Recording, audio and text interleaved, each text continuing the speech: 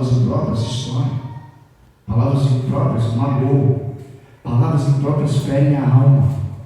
E o inimigo vai usar quem ele quiser. Aliás, quem ele quiser. Quem der brecha ou ouvido para ele. E uma vez que der ouvido e ele vai te atacar, ele vai tentar de alguma maneira criar aquela coisinha pequena no seu coração, algo gigantesco. Para quê? Para te fazer fugir. Passa o próximo slide para mim, por favor.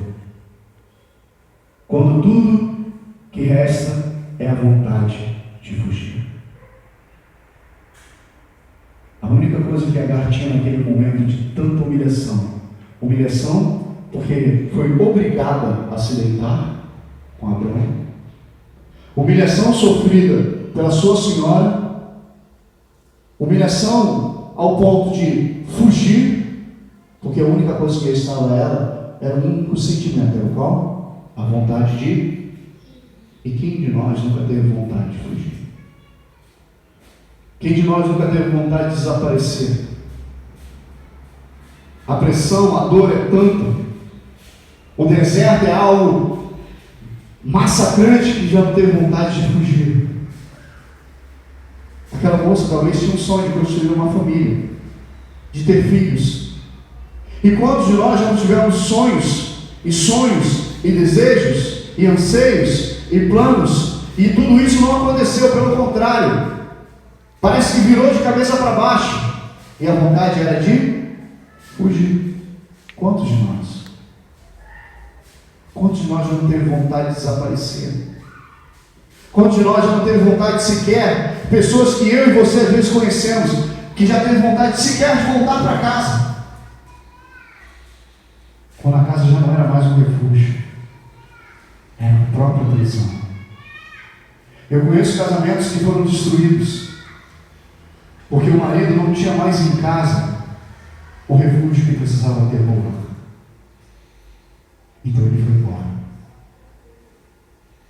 Não é desculpa, mas acontece. Eu conheço centenas de casos, e eu poderia citar números para vocês aqui agora, de pessoas que inclusive estavam aqui no dia da festa, dia 30, que não tinham a menor vontade de estar em casa, mas esteve aqui e saiu daqui extremamente abençoado. Foi a minha própria tia, essa do menino, bateu em casa horas antes da peça. Minha mãe e a Néia trocaram a roupa dela e trouxeram ela a si mesma. Ela nunca tinha assistido uma peça na igreja. E vocês foram um instrumento na vida dela. Porque há mais de 40 anos que ela está desviada da igreja. E vocês foram instrumentos de Deus na vida dela. Vocês, na verdade, ela saiu de casa porque ela não tinha paz em casa. Ela estava fugindo.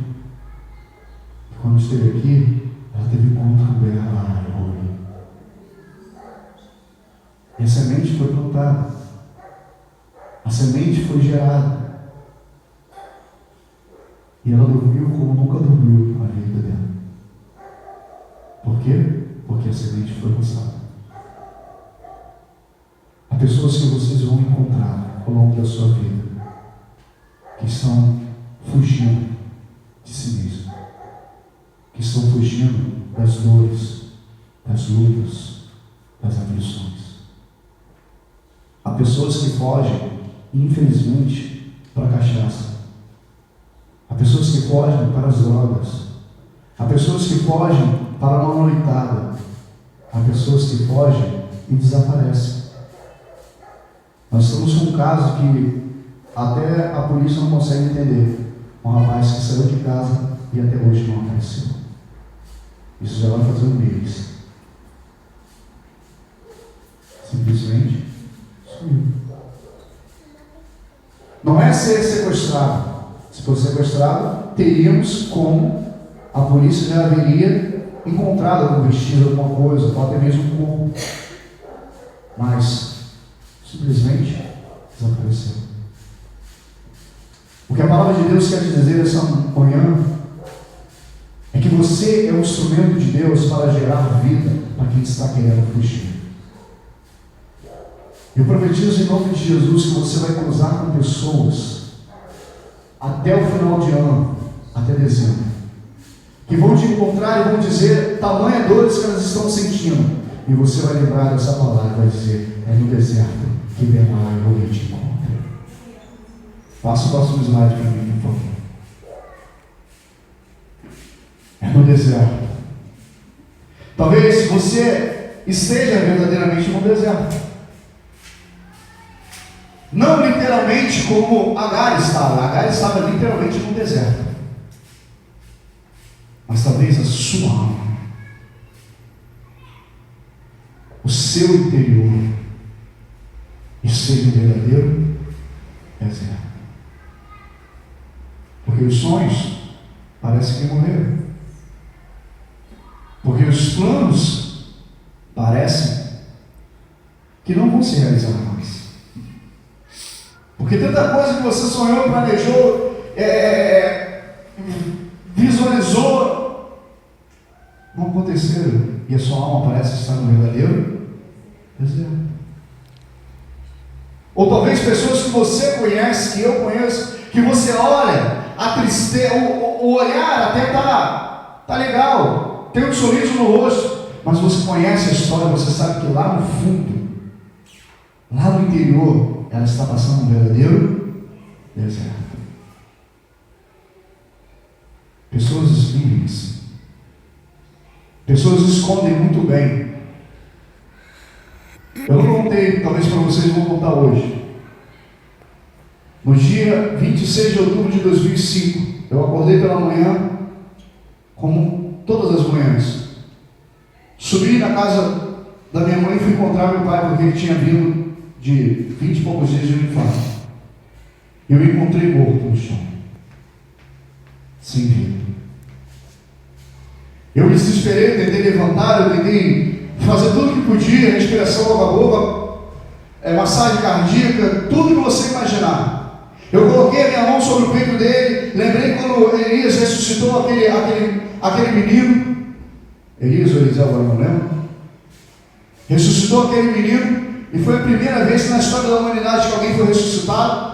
Lembrei das palavras de Jesus: que credes em mim, obras maiores você ia fazer. Eu invoquei os céus e os céus não responderam. Eu entrei para dentro de um deserto. Passei uma noite inteira no cemitério de Ião. É difícil para mim falar. Enterrei meu pai no dia 27 de outubro, no dia seguinte. Um mês depois eu planejei me tirar minha vida. Eu armei um plano para me matar. A minha esposa dormia comigo todos esses 30 dias do meu lado, mas não sabia o deserto que eu estava vivendo.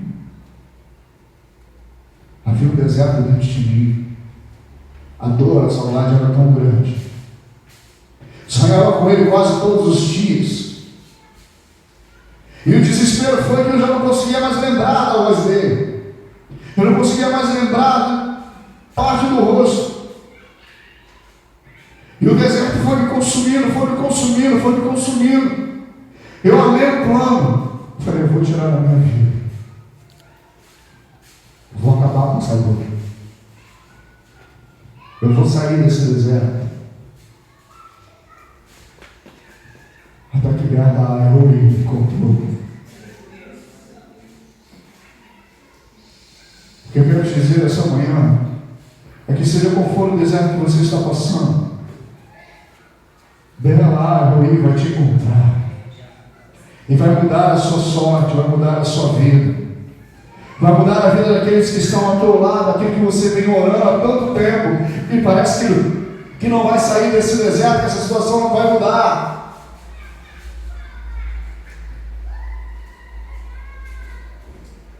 Deserto é um lugar de solidão. Deserto é um lugar de dor. Deserto é um lugar que você chora e ninguém vê. Como eu chorava, e agora sequer via, porque eu esperava ela dormir. Ou então eu ia para o banheiro, eu ligava o chuveiro, eu só estava chorando, estava nem tomando banho. Deserto é um lugar que muitas das vezes a gente passa sozinho.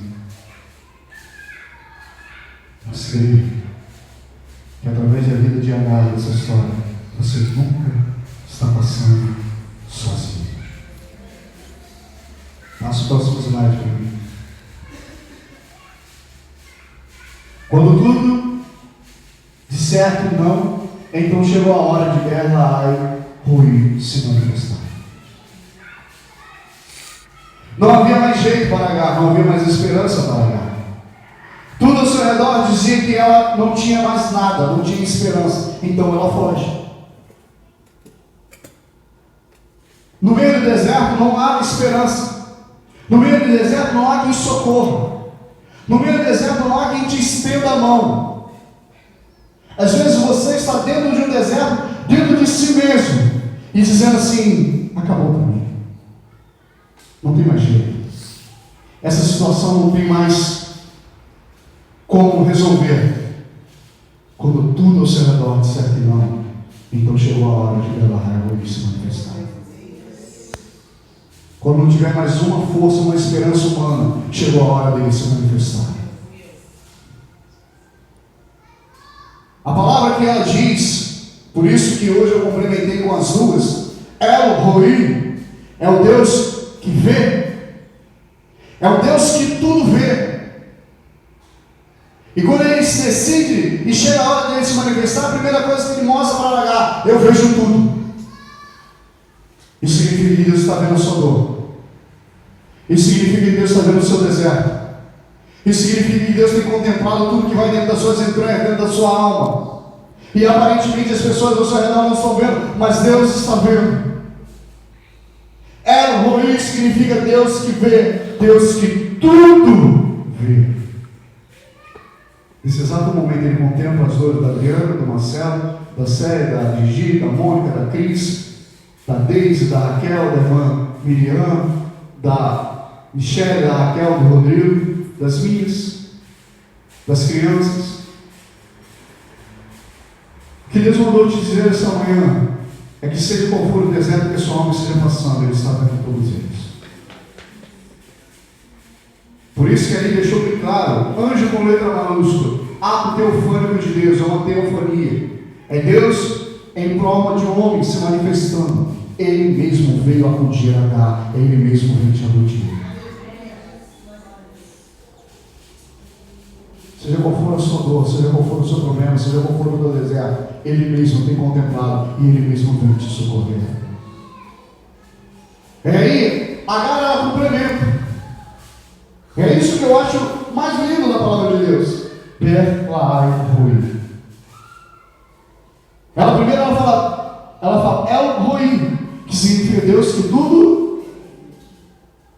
Mas Beer-Lahai Roi é o Deus que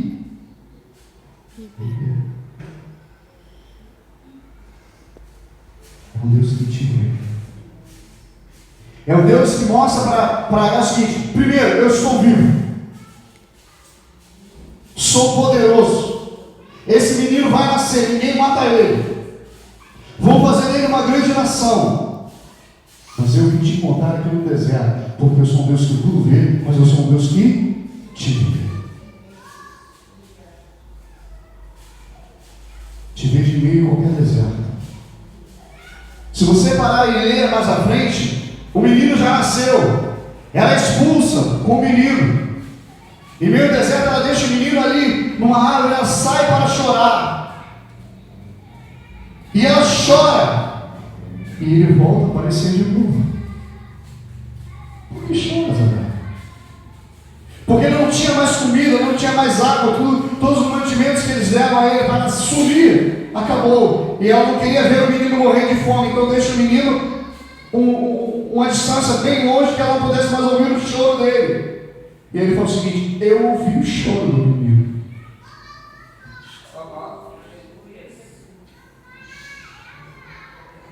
Você consegue entender que Deus consegue ouvir o teu choro? Consegue compreender as tuas lágrimas? Nessa manhã Deus mandou eu vir aqui te dizer algo importantíssimo. Que Ele, além de ver tudo, Ele vê você, Ele vê as suas lágrimas, Ele vê a sua dor, e Ele é Deus que responde. É um Deus que responde. É um Deus que provê, porque não tinha mais nada, Deus mostra ela lá, cara. Tem um oásis ali. Eu providencio um oásis, vai falar com o menino que você não morre, porque eu falei para você que esse menino nasceria, que esse menino cresceria e seria uma grande nação. Então ele não morre, porque minha palavra é única. Minha palavra é única. É uma só. Ele não morre até que se cumpra todos os desígnios que eu disse para ele. Qual foi a promessa que Deus deu para você? Querer o Senhor Jesus Cristo? Tu? Em meio deserto? Ele faz manancial para você. Em meio deserto? Ela encontra um poço. E esse poço ganhou o nome de Beer-Lahai. Sabe por quê? Porque poço é para saciar a sede do deserto. Poço, ele já de Deus, chama o Espírito Santo, que sacia qualquer sede que esteja no deserto da sua alma. Qualquer sede da sua alma. Basta você levantar as suas mãos e dizer: Senhor, eu sou fraco, eu sou frágil, mas Tu és forte. Eu sou pequeno, mas Tu és grande. Eu estou em construção. Que o Senhor cresça e que eu diminua. Ou simplesmente chama. Agar, eu ouvi o choro do menino. Eu ouvi as lágrimas dele. Nessa manhã, Deus só quer te dizer algo. Ele tem te visto. Ele tem visto o deserto que você tem passado. Ele tem visto as suas dores, as suas lágrimas. Mas Ele já providenciou um oásis para você. Vamos ficar de pé. Vamos encerrar.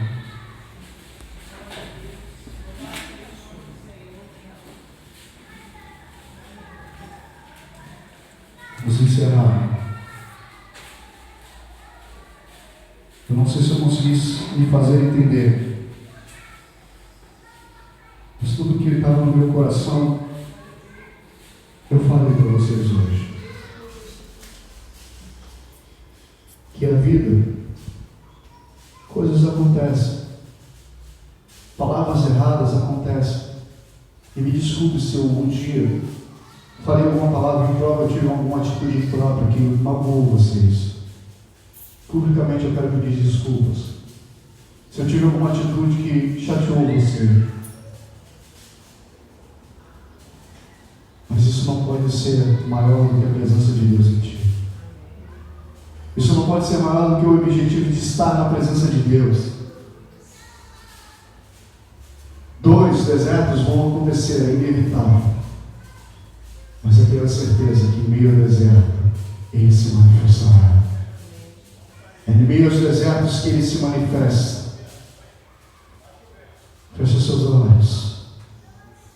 Eu não sei como você chegou aqui essa manhã. Eu não sei como você está passando, ou qual o tipo de deserto a sua alma tem passado. Eu não sei. Mas o que eu sei é o que a palavra de Deus diz e me mostra. Beer-Lahai. É um Deus que te vê. É um Deus que vê tudo que está acontecendo ao seu redor. É um Deus que vai ao teu encontro em qualquer que seja o deserto. E Ele te encontra.